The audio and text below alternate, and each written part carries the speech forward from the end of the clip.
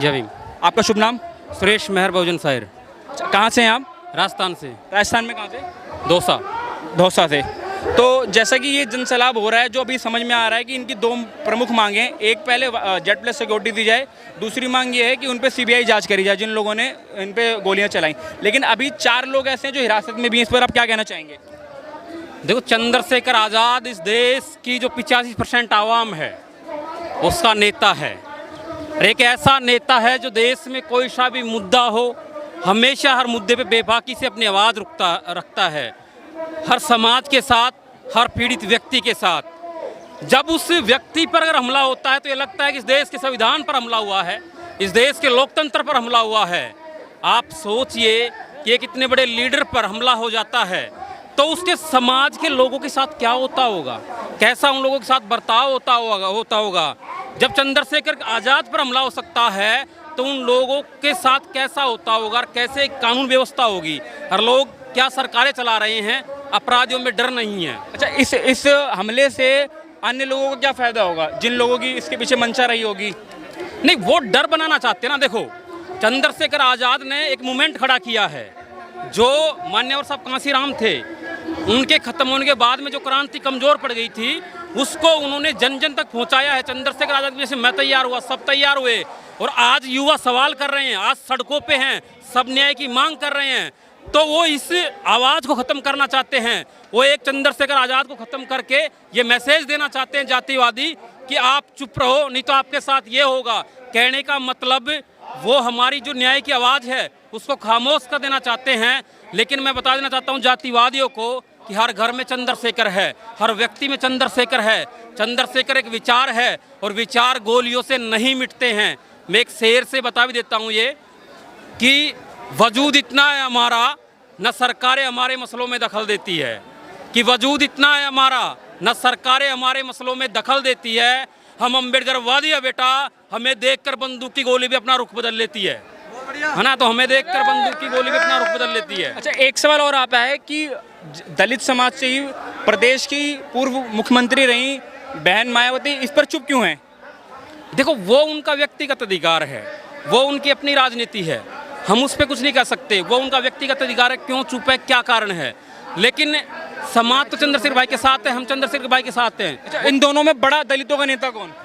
नहीं, दोनों ही हमारे हैं, दोनों ही हमारे हैं। बड़ा छोटा क्या है, दोनों ही हमारे हैं, दोनों ही समाज के लिए काम करते हैं। चंद्रशेखर धरातल पे ऐसा कोई आंदोलन नहीं है जिसमें हमारे साथ ना होता हो। बहन जी का जब शासन रहा तब बहन जी ने बहुत अच्छा किया, बहन जी ने उनके शासन में बहुत ही अच्छा किया।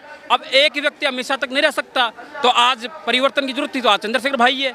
दोनों ही सामान्य हैं, दोनों ही हमारे लिए मतलब आदर्श है, दोनों ही। राजस्थान में तो कांग्रेस सरकार है, उसके काम पर आप क्या कहना चाहेंगे? किस प्रकार का काम कर रही है वो? कांग्रेस सरकार जातिवादी है, अपराधी जातिवादियों के आगे घुटने टेक चुकी है। चाहे बाड़मेर की घटना ले लो, जालोर की ले लो, ऐसी कोई घटना नहीं हुई हो जहां पे सरकार, सिस्टम, जातिवादियों ने अपराधियों को ना बचाया हो। चाहे अभी करौली की घटना देख लीजिए, कांग्रेस सरकार पूरी तरह फेल है। मैं एक शेर से मतलब सुना देता हूं आपको कि कांग्रेस बीजेपी में क्या फ़र्क है। कि मैं घटनाएं कितनी बताऊं, मुद्दे अनेक हैं। कि मैं घटनाएं कितनी बताऊं, मुद्दे अनेक हैं। बस इतना समझ लो, कांग्रेस बीजेपी दोनों एक है। जो कांग्रेस संविधान की बात करते हैं, जो कांग्रेस लोकतंत्र की बात करती है, आज मणिपुर जल रहा है। जो कांग्रेस मणिपुर पर बोल रही है ना, वो राजस्थान पर खामोश रहती है। उसी राजस्थान में दलित समाज की बहन बेटियों के साथ बलात्कार होता है, जिंदा जलाए जाते हैं, उनके लोगों को मूछे रखने पर मारा जाता है, पानी पीने पर मारा जाता है। लेकिन अशोक गहलोत के मुँह से एक शब्द नहीं निकलता है, प्रियंका गांधी एक शब्द नहीं बोलती है, राहुल गांधी एक शब्द नहीं बोलता है। तो ये उनकी और सिर्फ दिखावे की राजनीति है और इस शोषित पीड़ित समाज को गुमराह करना चाहते हैं। बाकी वो जातिवादियों के साथ खड़े हैं। हालांकि कांग्रेस और आपने बीजेपी को एक बताया है, अभी इसी के साथ एक जैसा गठबंधन हुआ था दुष्यंत चौधरी जी के साथ आरएलडी में, इस पे आप क्या कहना चाहेंगे? आप ही लोग का एएसपी का और आरएलडी का गठबंधन हुआ है। हाँ, वो देखो विचारों की है। अभी आरएलडी के साथ चंद्रशेखर भाई का गठबंधन है, ठीक है जी, हाँ, है ना। तो भाई उनका गठबंधन है। अभी राजस्थान में तो कांग्रेस से हुआ नहीं है ना अभी, जी, है ना। अभी तो वो चीज़ बाकी है। अभी गठबंधन हमेशा जो सरकार होती है उन मुद्दों पे होता है, और गठबंधन का मुख्य बात ये होती है कि भाई जिन मुद्दों पर हमारी बातें हैं, जो हमारी मांगे हैं, अगर उन मुद्दों पे आप सहमत हो, अगर वो काम आप करोगे तो हम गठबंधन में रहेंगे, नहीं रहेंगे। अगर कांग्रेस सरकार या कोई भी अगर उसका वही रवैया रहेगा तो कोई गठबंधन नहीं करेगा। अच्छा, और इस महागठबंधन को INDIA को कैसे देखते हैं आप? ये जरूरी है। इस जगह मैं अपना व्यक्तिगत विचार दे रहा हूँ। जो महागठबंधन है उसमें आप देखिए नीतीश कुमार है जो पहले बीजेपी के साथ भी रहे हैं, इसमें ओबीसी के भी काफ़ी चेहरे हैं, लेकिन इसमें दलित समाज का एक भी चेहरा नहीं है। आप ये बताओ, बिना दलित समाज के आप देश का प्रधानमंत्री चुन सकते हो, बना सकते हो? ये बहुत ज़रूरी सवाल है कि जो गठबंधन है महागठबंधन, उसमें दलित समाज का चेहरा नहीं है। अगर ओबीसी समाज का चेहरा नहीं होता तो क्या जो जितने भी ओबीसी के एक्टिविस्ट हैं जो ट्विटर पर बोलते हैं, क्या वो समर्थन करते? नहीं करते। अच्छा, अभी ओम प्रकाश राजभर जी ने ही भाजपा ज्वाइन कर ली है, गठबंधन किया उन्होंने, इस पर आप क्या कहना चाहेंगे? वो तो अभी पिछले कार्यकाल में उनके बहुत विरुद्ध थे। देखो, ओम प्रकाश राजभर जी तो मैं क्या बोलूँ, उनका तो कोई स्टैंड नहीं है। वो कभी इधर कभी उधर, वो अपने सिर्फ और वजूद को देखते हैं कि वो अभी यहाँ थे, अभी वहाँ गए, फिर कहाँ गए, तो उनका तो क्या कह सकते हैं। वो तो कभी भी कहीं। चिराग पासवान जी पे क्या कहना चाहेंगे? चिराग पासवान जी जो बीजेपी में है, ठीक है, मैं ये मानता हूँ तो चिराग पासवान जी ना, जो बाबा साहब के आइडिया है, जो बाबा साहब का मिशन है, उसको लेकर अभी वो परिपक्व नहीं है। अगर वो होते तो वो शायद बीजेपी में नहीं जाते और अपने मुद्दों की राजनीति करते और अपने समाज की हिस्सेदारी की बात करते। इस 2024 में यदि चंद्रशेखर आज़ाद भाई सत्ता में आते हैं तो उनके क्या बिंदु रहेंगे, वो किस प्रकार लोगों की समस्या हल करेंगे और बहुजन समाज के लिए क्या क्या करेंगे? देखो, अभी उस चीज़ के बारे में तो नहीं बता सकते ना, अभी तो वो बाद की बातें हैं। लेकिन चंद्रशेखर आज़ाद एक संघर्षशील नेता है, संघर्ष से बना है। वो आवाम के साथ खड़ा रहेगा, चाहे फिर वो आरक्षण का मसला हो, चाहे बहन बेटियों की सुरक्षा का मसला हो, चाहे बहुजन समाज की सुरक्षा का मसला हो। चंद्रशेखर आज़ाद पर इसलिए विश्वास कर सकते हैं, करते हैं, क्योंकि उसने हमेशा आवाम की लड़ाई लड़ी है और क्या क्या मांगे रहेगी, क्या क्या उनके मुद्दे रहेंगे, ये अभी बाद की बात है। अच्छा, अभी आपने ऐसे बोला सुरक्षा, तो अभी हाल ही में ही इसी जंतर मंतर पे खिलाड़ियों, अंतर्राष्ट्रीय खिलाड़ियों का प्रोटेस्ट चल रहा था, उसमें भी चंद्रशेखर आज़ाद जी ने बढ़ चढ़कर हिस्सा लिया, तो इस पर क्या स्टैंड था चंद्रशेखर आज़ाद जी का? नहीं, चंद्रशेखर आज़ाद जी का साफ स्टैंड था कि भाई जो ब्रजभूषण सिंह है उसको गिरफ्तार करे सरकार, लेकिन सरकार नहीं कर रही है, जबकि उस पर आरोप है, उसके बावजूद भी उसकी गिरफ्तारी नहीं हुई है। तो बीजेपी सरकार को पता नहीं अपराधियों से, बलात्कारियों से इतना क्या प्रेम है कि वो उन पर कार्रवाई नहीं करती है। चाहे वहाँ गुजरात में बिल्किस बानो के अपराधियों को छोड़ दिया गया है ना। तो पता नहीं, बीजेपी वालों कहते हैं बेटी बचाओ, शायद वो इसलिए ये कहते हैं बीजेपी वाले कि बीजेपी वालों से बेटियां बचाओ, वो ये कहते हैं। तो चंद्रशेखर भाई का साफ स्टैंड था कि भाई ब्रजभूषण सिंह है उसको गिरफ्तार करे और उन पर कार्रवाई हो। और अब इस देश में जो कुश्ती आयोग है उसका महिलाओं के लिए महिलाएं अध्यक्ष होनी चाहिए, वो और भी सही रहेगा। आपका ऐसा मानना है कि अब महिलाओं को भी अध्यक्षता करनी चाहिए? इसकी करनी चाहिए। भारत लोकतंत्र है, लोकतंत्र में सभी की हिस्सेदारी होनी चाहिए।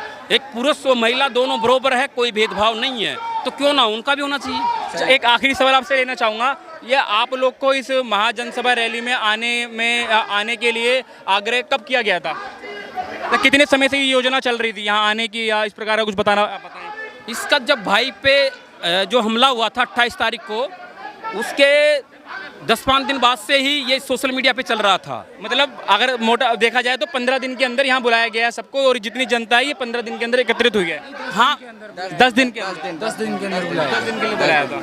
हाँ। अच्छा, तो इसकी क्या पार्टी में समझ में बैठक वगैरह भी हुई है क्या? बस एक सोशल मीडिया के माध्यम से ही? नहीं, सोशल मीडिया से। अच्छा, पार्टी की कोई बैठक नहीं हुई, आपके संगठन की कोई बैठक नहीं हुई? सोशल मीडिया के माध्यम से अगर ज़्यादा बैठक होती ना तो यहाँ क्राउड माता नहीं। आपने एक मतलब 21 जुलाई की देखी होगी गुरु रविदास मंदिर जी की, वो कितनी भीड़ थी। ऐसी भीड़ होती है अगर हम गांव-गांव जाकर मीटिंग करते, कैडर करते। ये तो सिर्फ भाई की एक आवाज़ पे आए हुए लोग हैं, भाई से मोहब्बत करने वाले लोग हैं। आप कहाँ से हैं? झांसी जिला से। झांसी से। तो अनेक राज्य से अलग अलग लोग आ रहे हैं, आप लोग राजस्थान से, आप लोग झांसी से हैं। तो एक सवाल मैं और उठाऊंगा, क्या आप लोग को ASP के द्वारा चीज़ें मिली या फिर आप लोग स्वयं की स्वेच्छा से स्वयं की धनराशि खर्च करके आए हैं? जी, मैं अपनी धनराशि। अच्छा, भाई ने एक वीडियो में, एक जो इनकी परसों की वीडियो है उनमें इन्होंने बोला है कि इन्होंने रेल मंत्रालय को और क्या नाम है, जो NHI है वहाँ पे अपने अपने मतलब पत्र से बोला था कि उन लोग को आने के लिए टोल फ्री करे जाएं और रेलवे में जो सीट अनरिजर्व है उसको रिजर्व कर दी जाए। तो ऐसा किसी को कोई फायदा मिला है क्या? मुझे तो नहीं मिला, नहीं ऐसा कोई फायदा नहीं मिला। अच्छा, कोई फायदा ऐसा नहीं मिला सरकार के द्वारा आपको? नहीं, कोई फायदा नहीं मिला मुझे। हर संगठन में कुछ ना कुछ लेटर पैड पे दिया जाता है तो उसके फायदे मिलते हैं। तो उन्होंने अभी मैं परसों की उनकी लाइव है यूट्यूब पे, सॉरी फेसबुक पर, तो उसमें उन्होंने बताया गया है कि उन्होंने NHI को भी दिया है, रेल मंत्रालय को भी दिया है। सर ऐसा कोई फायदा? ऐसा तो मुझे फायदा मिला नहीं है हमें। ऐसा कुछ नहीं। भाई आप कहाँ से हैं? मैं प्रिंस जाटव, दिल्ली NCR से। दिल्ली NCR कहाँ से भाई? रोहिणी। रोहिणी दिल्ली से ही हैं, रोहिणी से ही हैं। तो आप इस समय ASP के मतलब कोई दायित्व आपके पास या कोई जिम्मेदारी है?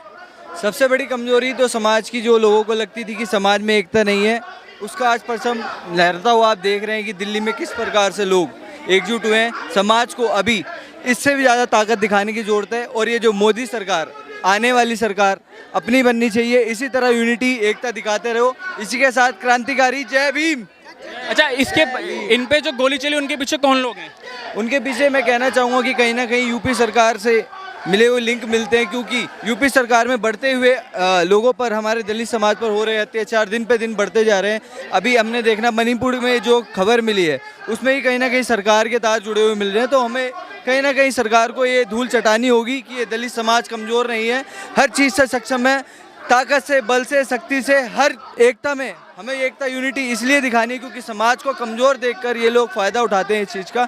लेकिन आज समाज एक है, इस चीज़ को, भूल को दिमाग से निकाल दें। अच्छा, एक सवाल, जैसे अभी आपने बोला कि दलितों को नेगलेक्ट करती है, लेकिन फिर राष्ट्रपति दलित ही क्यों चुना भारतीय जनता पार्टी ने? ये कहीं ना कहीं एक पॉलिटिक्स है, क्योंकि राष्ट्रपति के पास इतनी पावर नहीं होती और हमें दिखाना होगा जो पावर है PM के पास है। सबसे सर्वोच्च पद कहा जाता है कि राष्ट्रपति से ऊपर कोई नहीं भारत में।